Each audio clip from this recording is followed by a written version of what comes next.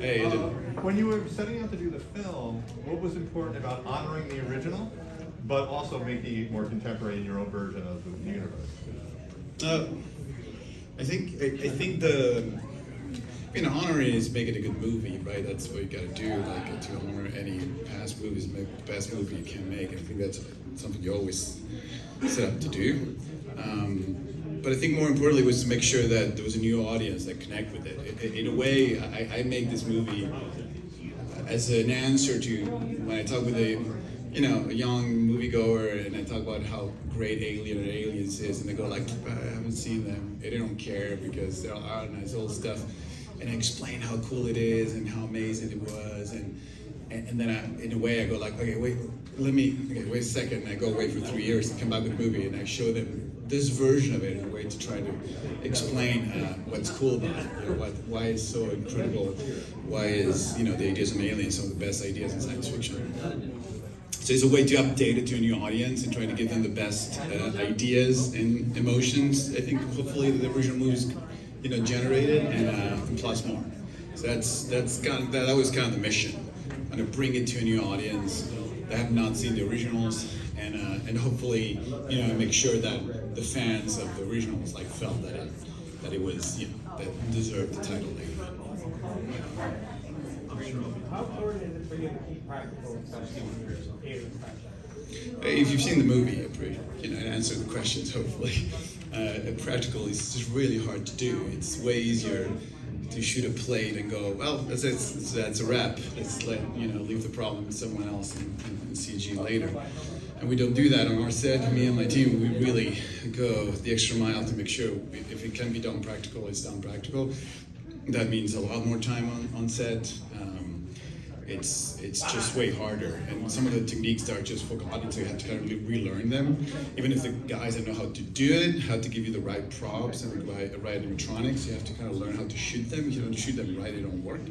So it's a whole effort, but I think it's crucial for many things. One, I think we forgot in VFX sometimes that the most important thing is to fool the audience, to make them believe what you see in the screen is real. That is the main reason why visual effects exist. That's true movie magic. You got to see it and squint and go like, how they did that?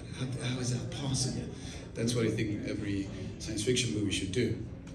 So that's the best part, and that's the first part, and I believe practical effects achieve that easier sometimes with some things. And then the other part, which is crucial, is for us, the ones on set making a movie, to make it not be a means to an end. When you put a green screen, it just becomes, okay, and you shoot it out of order, it just becomes the process of making it, it's just a means to an end, to eventually someone put it together and eventually create a movie.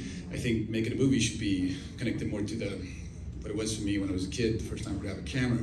Let's play pretend, bring a monster, like this is happening right now, and it's real, and you're on the day creating a story, you go linear, you never shoot out of order when you start it, that makes no sense. You want to go through the adventure with the cast and everybody involved in the movie. And that's, for me, is crucial. We shoot this movie practically in order, the whole thing from the beginning to the end.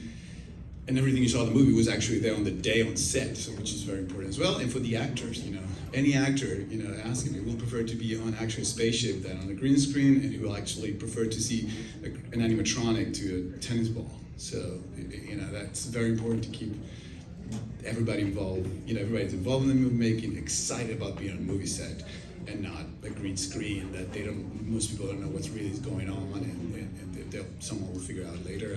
I'm just not interested in that myself. I think that's why it's really important to, do as practical as you can.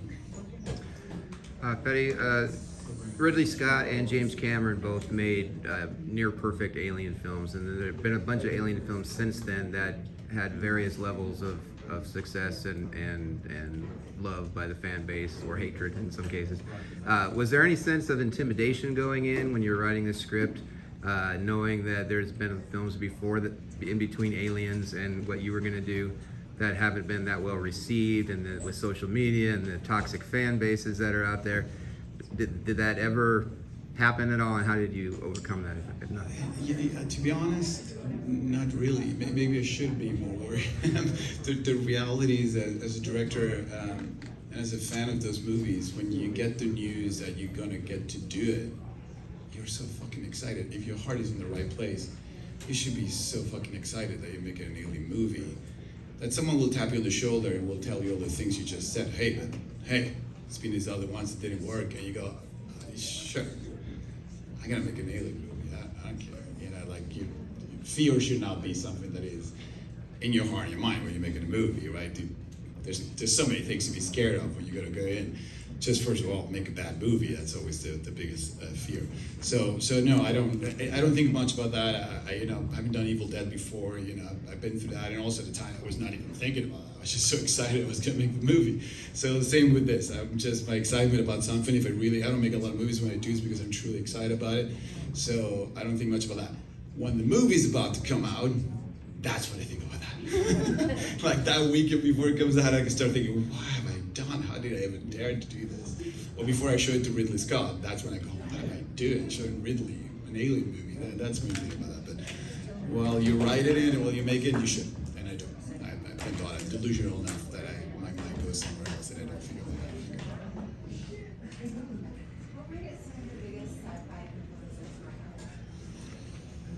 I gotta say, like, mostly it's not really horror. You know, the Alien, it was more like Back to the Future and fantasy films like Baron Munchausen, you know, like Terry Gilliam films. That's always been, the practical effects love comes from Terry Gilliam more than other things people think about. Just mostly that, you know. Back to the Future is always like the things I can't believe I saw Bob Gale out there. So I'm truly excited that was DeLorean and Emily Thompson was out there. Still can't believe it. Romulus takes place between the original Alien and Aliens. What led you to decide that needed to take place? Well, it was easy. It was because I knew that stylistically I wanted the movie to kind of feel like an amalgamation of my two favorite ones, of Alien and Aliens, and so the only way to justify, you know, I don't know, pretend you love the 60s and you love the 80s, and you want a movie that want to look a little bit like the 60s and the 80s. What you gotta do is set it in the 70s, and you kind of get that. And that was a little bit of the motivation originally, like how am I gonna do this? I'll set it in the middle, and I have an excuse, a reason why the technology kind of looks like the first one, but also can look a little bit like the second one.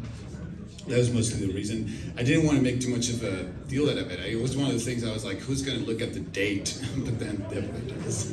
Because like the gentleman said in the back, you know, the fan base goes crazy about these things. But at the beginning it was like, let's just, because it's an unconnected story, it's not really, you know, it's at the end of the day, it's something that needed to happen after the first one, about all things. Right? And that's why it was a few years after the first one, which clearly meant it was going to be a few years before the second one. It is very in a time and a place where the word alien is used also to describe a human being sometimes. Specifically, I was wondering, as a Latino filmmaker, did you ever think about it while shooting this movie? Why should what? Did you ever think about it while shooting this movie? Well, yeah, I mean, yes, obviously. I mean, if you've seen the movie, like, you know, the movie starts on a planet that is away from everything, about a group of young kids to just dream about getting out of that reality and hopefully make it into this Yuvaga place, which is a fantasy for, you know, an ideal of a better place that they want to get to. And me, you know, my American counterpart that grew up in Reagan, America, wouldn't write that story, you know, it wouldn't really. I mean, I did because that was my reality growing up in Uruguay as a teenager. So, you know, there's a lot of things that apply, not just to Latinos, it's kind of more the third world country aspect of, you know, being growing up in one, I was born into dictatorship, you know, during, you know, the 70s. So the idea of being born in a country where you have no liberties and you're oppressed, and Uruguay is the best today, but it wasn't back then. And I love my country today. It's really an amazing place. But at the time when I was born there, you know, the sentiment was like, can I get out of here and try to get to a place, you know, that is better, that have better chances. For me, I want to make movies where there were 0 movies made. Dictatorships don't love movie making in general. So, you know, it was definitely something that I put in the writing, and the whole story. If you look at it from that perspective, you will see a lot of that. But it's just because naturally that's where I gravitate towards. You know, that's why I said my other movies in Michigan, because I try to find the third world of America, and that's why I connect better. Like my characters always on Don't Breathe, they were like young kids from Detroit, they're just trying to get out of there, go to a better life. So, you know, and it's inevitable when you're the writer as well, that you bring your identity and your reality of where you grew up into your stories, I guess. So, thank you so much, guys. Is that great?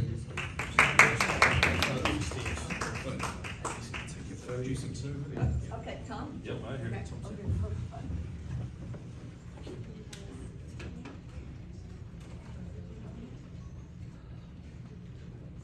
Great. Thank you, guys. Thank you very much.